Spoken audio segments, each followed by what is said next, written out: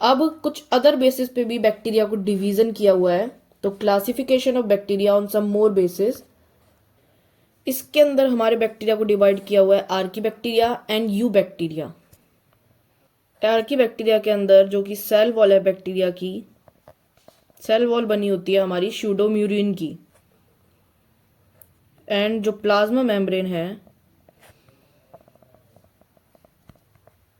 Plasma membrane होती है हमारी मोनोलिपिड लेयर।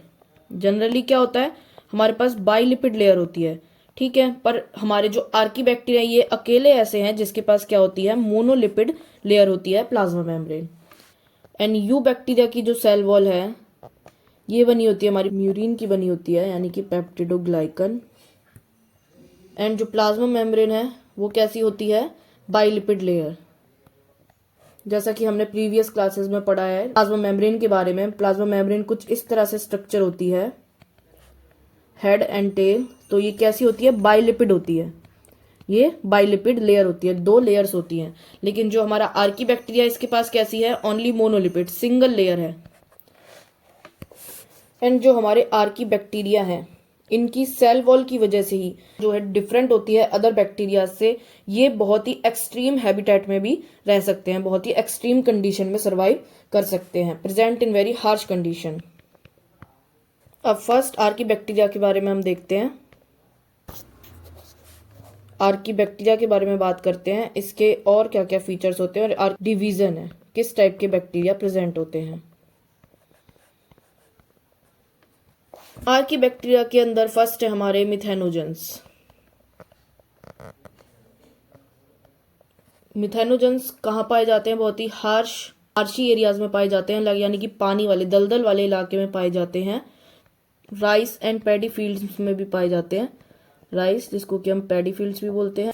ह्यूमन ऑफ कैटल, हमने देखा है जो कैटल्स होती हैं उनके जो स्टमक है वो डिफरेंट डिफरेंट कंपार्टमेंट डिवाइड होता है, human, reticulum, obesum, एबोमिसम।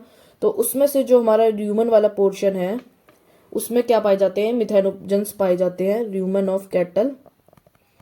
Symbiotic association में यहाँ रहते हैं।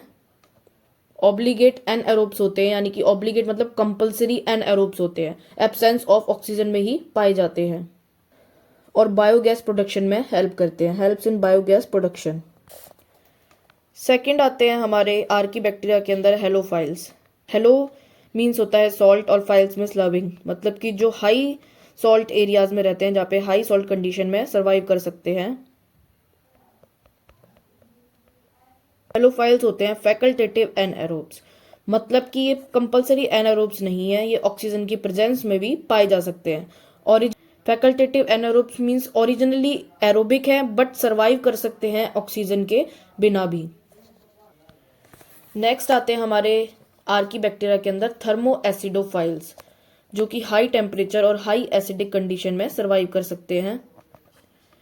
कहाँ पाए जाते हैं, हाई टेम्परेचर कंडीशन में, high temperature high acidic condition. अब हाई एसिडिक कंडीशन मीन्स क्या बोल सकते हैं हम, लो पीएच में भी ये मिलते हैं, यानी कि हाई टेम्परेचर में और एसिडिक कंडीशन में भी ये सर्वाइव कर सकते हैं। ये भी क्या होते हैं, फैकल्टेटिव एनएरोब्स होते हैं, मतलब कि ऑक्सीजन की प्रेजेंस में तो काम करते ही हैं लेकिन ऑक्सीजन के बिना भी सर्वाइव कर सकते हैं। अब जो आर्की बैक्टीरिया है इसके अंदर एक्सेप्शंस है कुछ, जो कि किसी और बैक्टीरिया में नहीं होती है। कुछ ना यूकैरियोटिक कैरेक्टर शो करता है आर्की बैक्टीरिया के अंदर पाए गए histone proteins.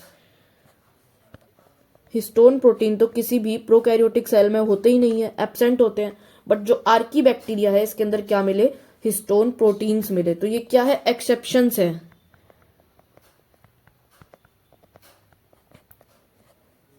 Second, Archie bacteria के पास पाए गए इंट्रोन्स,